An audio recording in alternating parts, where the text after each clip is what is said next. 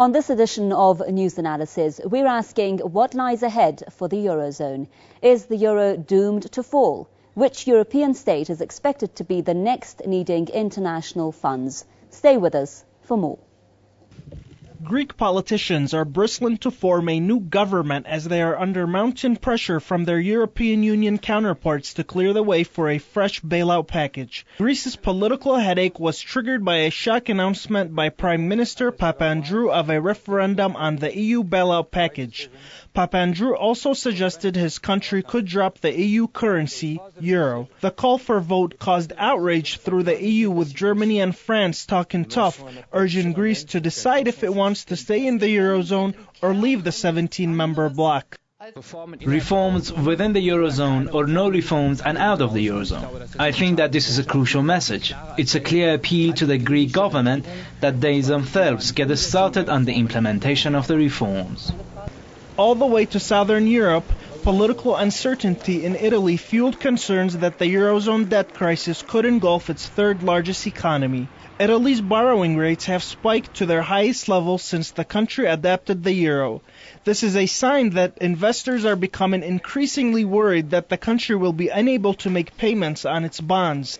Instability in Italy has also helped push major European markets lower. The turmoil shows markets have lost faith in the Italian political system. We are facing another instability political situation increase in Italy, and that shows that we don't have the faith in the political system because there is nothing to rely on, and so we are deeply depressed. On the other hand, government's austerity measures are not welcomed by the public. In Italy, transport workers have begun a 24-hour strike in protest at the government's cost-cutting moves. Meanwhile, in a bid to help prevent another Greece-like drama, France has introduced new austerity cuts. Prime Minister François Fillon says the new 100 billion euro measures are necessary to cut the country's budget deficit. Avec le président de la République, nous n'avons qu'un seul objectif. Everything that we are undertaking is designed to protect the French people from the serious difficulties experienced by many European countries. The measures we are taking are consolidating the confidence in the public finances of France, and we are able to keep borrowing with a rate that is about twice lower than many European countries. So this is naturally about fighting to be able to keep this advantage. Well, joining me now live from London is Deepak Tripathi, writer and commentator; in Paris, Max Kaiser, financial journalist; and in Chicago, Stephen Lenman, author of How Wall Street Fleeces America. Thanks so much, gentlemen, for being with us. I'll put my first question to Max Kaiser in Paris. Max, first of all, let's discuss the uncertainty about Greece. Where do you think Greece is headed now? Is it certain that it will adopt the bailout package? Well, I think you have to take a bigger view and understand that going back to 2007, there's never been really a full disclosure about the amount of debts that various banks, sovereigns, and hedge funds are holding. And this crisis keeps getting worse because we keep finding out every month that there are, in fact, billions more debts that should have been disclosed years ago, but are now just being disclosed now. And this is causing all kinds of market dislocations and political panic. So in terms of Greece, they have more debt yet to disclose that's been hidden in their economy. Same thing for France. Same thing for Italy. Italy, of course, is sitting on hundreds of billions of euros of debt that they have yet to disclose. And the only ones that are making any sense of this in the total world are the people buying gold and silver, who see that this is all going to end quite badly. All right, you said the broader picture here, referring to not just Greece, but Italy, Spain, and the other economies. But let's just go to London now, Deepak Tripathi. First of all, do you think the fact, if we do first look at Greece here, do you think the fact that Greece is, well, up until now, showing that it is going to go with that austerity program and with the bailout, how is this going to affect the broader picture?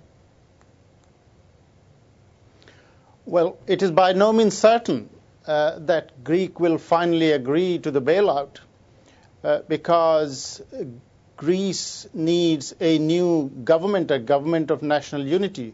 and the talks until today were still going on. The government of the socialist Prime Minister, George Papandreou, has a majority, a wafer-thin majority. But the opposition is insisting that he should resign, and there is a split within his own party. So there is a lot of uncertainty, and that uncertainty is compounded by the fact that the Greek people have had enough. Their taxes are rising rapidly to a level that they cannot pay. Their electricity bills are being taxed. Their electricity connections are being cut. Their salaries and pensions are dropping to an alarming level. And there are violent protests virtually every day. So the tempers are rising within the Greek population.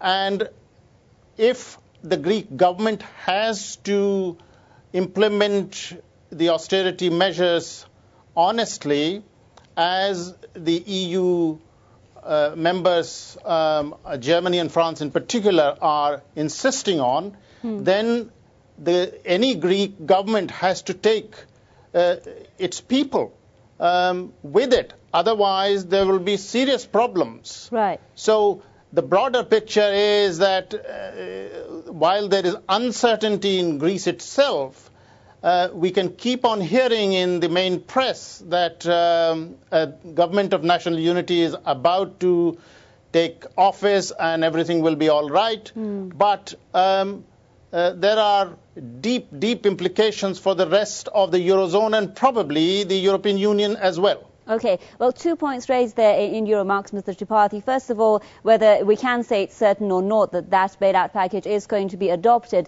And second, the view of the Greek people, the fact that you say they are saying enough is enough with that austerity program. Let's bring in Stephen here. Stephen, even if they do implement the austerity programs as a condition for receiving the bailout fund, those who oppose this bailout fund issue argue that it's not going to it's only going to delay Greece's fall. It's not going to prevent Greece from falling and facing an economic crisis. Now, do you agree with that point?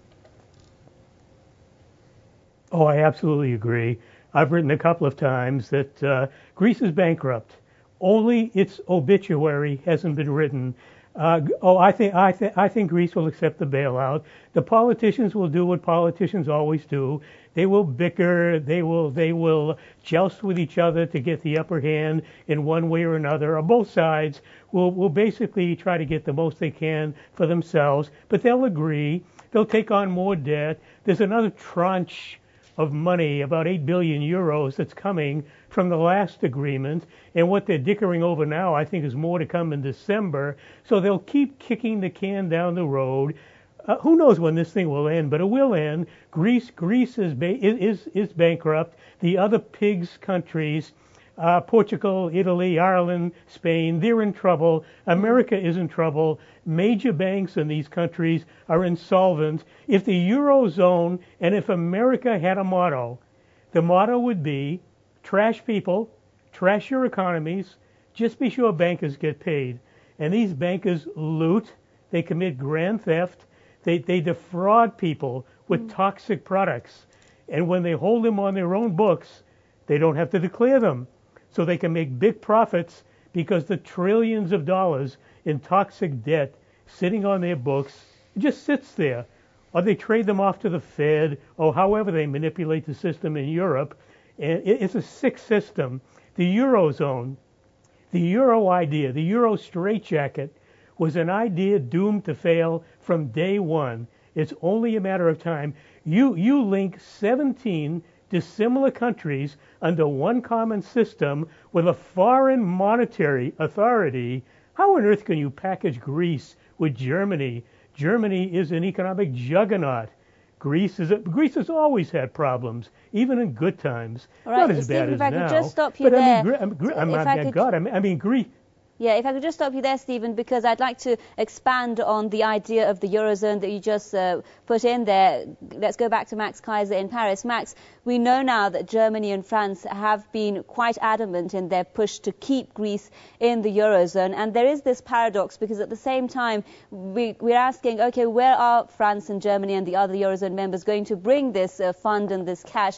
They're cash-strapped themselves. They're going to bring this cash for Greece that's becoming a burden for them. Why are they so adamant to keep Greece in the Eurozone?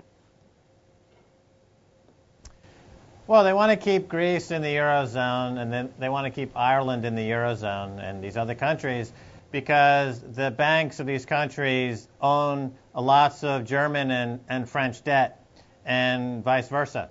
So there's a huge Ponzi scheme, or you could call it a daisy chain. There's interlocking with these countries. So if Greece goes under, then the German banks, in particular Deutsche Bank, goes bankrupt, or JP Morgan in New York would go bankrupt more quickly than they're already going bankrupt. There's nothing going to stop these major banks going bankrupt. We're seeing this play out in real time. This is the end of the neoliberal banking model as it was figured out 30 years ago in Chicago. But it's only a question of how fast. So they're desperately trying to keep these countries on board. But unfortunately, the people in Ireland, I was just in Ireland, and they're starting to realize in Ireland that they've lost their sovereignty. It's no longer a sovereign country. It's no longer a sovereign state. It's now being run by the IMF, and they're stealing their assets, and they're getting quite upset about it. And they kicked out the British already down. You know, it's already been quite a volatile situation in Ireland. Now it looks like the troubles are coming back, but this time the new Bobby Sands will be directing his attention toward HSBC, Barclays, and other British banks who have operated as financial terrorists. Right, you referred there to the issue of sovereignty. If I could bring in Mr. Tripathi on this. Well, when we are speaking, Mr. Tripathi, about the issue of independence, about the issue of those who say that Greece should not be so much dependent on these funds, on the IMF, it should let go of the euro, it should rather depend on its own drachma, its own currency. The question arises of where will that leave Greece? Is Greece or other European economies who are now in the eurozone, if they do get out of the eurozone, what will be the situation that they're facing? Will they be capable of running their own economies by themselves? Won't they be isolated? Well, you talk about Greece and the prospect of leaving the euro, which is still significant, the prospect of Greece being ejected out of the Eurozone.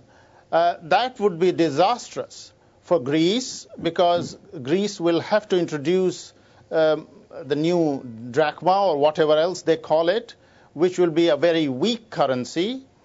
On the other hand, the countries that have loaned huge amounts to Greece, their repayments will be in real trouble. They will suffer huge losses. Mind you, Greece, although in the EU and in NATO, in Europe, but Greece, for all practical purposes, is a third world country if we use the pre-Cold War vocabulary. And for Greece to be controlled by the IMF is to be controlled by the United States, because the International Monetary Fund is by and large controlled by the United States.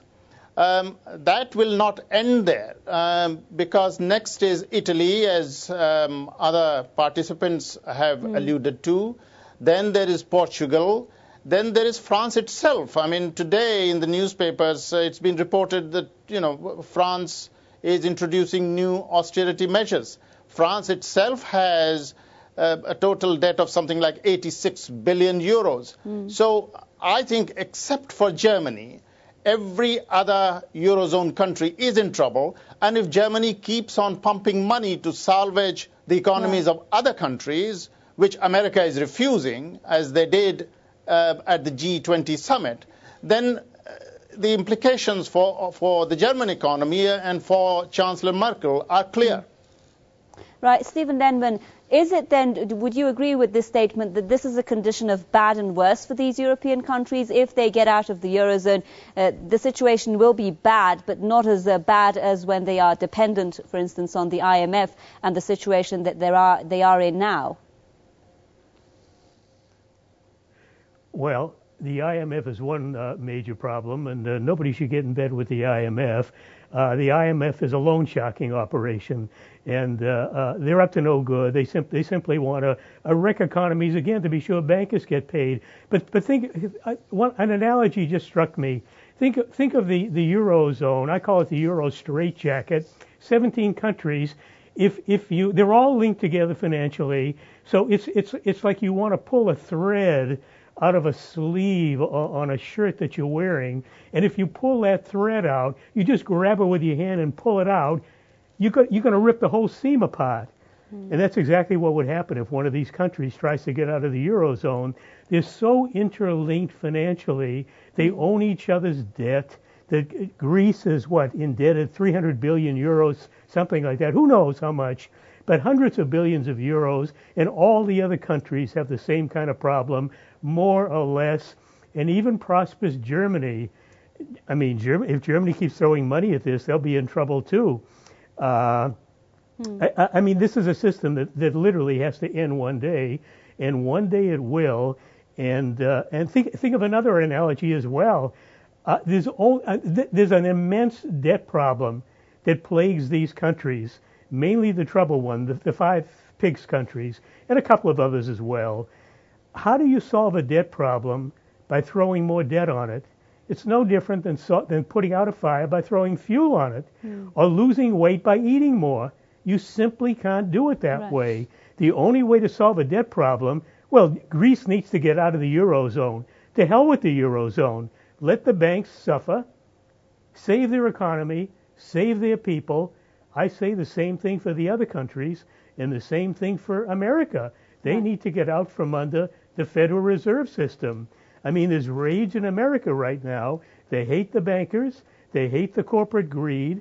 What they don't hate enough is the fact that money power is killing them. But they understand enough to know the system is corrupted and broken. Right. Stephen, you seem to agree with Max Kaiser that a Eurozone fall or a Euro fall is inevitable. Max Kaiser, if that will happen eventually, is Europe prepared for it? Well, it's a global phenomenon. The euro is collapsing, so is the U.S. dollar.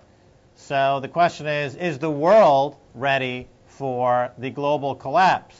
And I don't think it is, because none of the politicians are preparing people for this global collapse. The only people who are preparing are the people buying gold and silver. And those prices keep going up as part of this multi-year bull market in precious metals. Those are the only people who are going to survive this collapse. But the euro is bad, but the dollar is much, much worse. So going forward, it's not a question of whether or not the euro goes down. You have to understand that the entire global system, banking system, with $600 trillion in derivatives that have no counterparty able to pay that risk off, is collapsing. It's been collapsing for 3 or 4 years, and it will continue to collapse until we have a new Bretton Woods type international conference where the entire global currency grid is completely reconfigured against something of impeachable value, and that something will once again be gold. Right. Let's go back to London now. Mr. Tripathi, we heard today in the news that France announced its own set of austerity measures to the government there said it's trying to prevent its economy from experiencing the situation that other European economies are now facing. First of all, do you think that these austerity programs are going to prevent them from falling into another recession or crisis? How long is that going to work for these countries, the cuts, the taxes?